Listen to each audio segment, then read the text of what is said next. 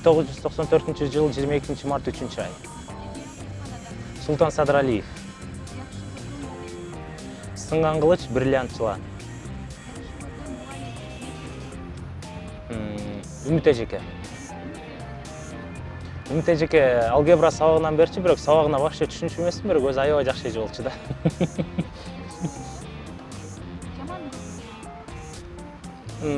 Химия. Башка түшүнчү эмесмин да химияга.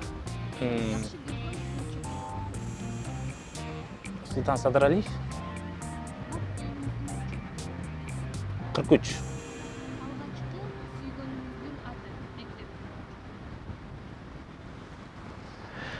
Ал күйөөгө тийип кеткен да уже. Скандал болуп кетпесин, өле эмесин. Айша.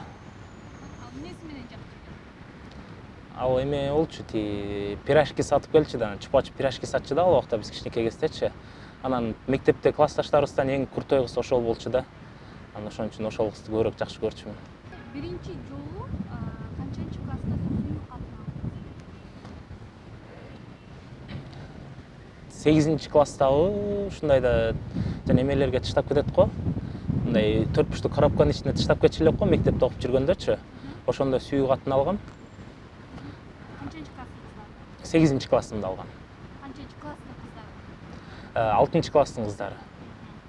Анан классыңызда сизге кандай кличка коюшат классташтарыңыз? Мага Вандам деп кличка коюшчу. Мен Вандамга окшоштурчу көбү.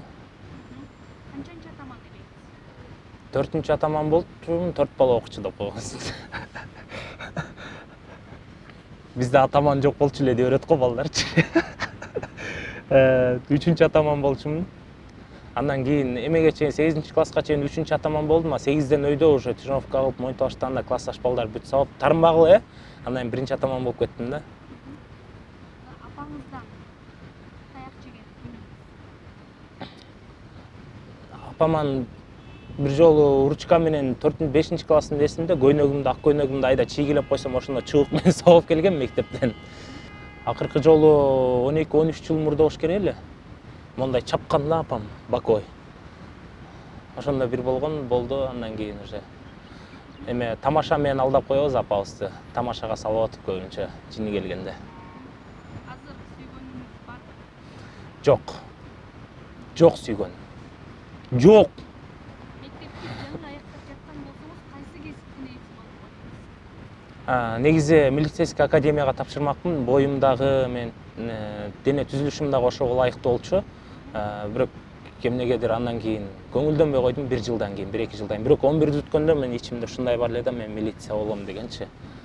Андан кийин милиция болбой калдым.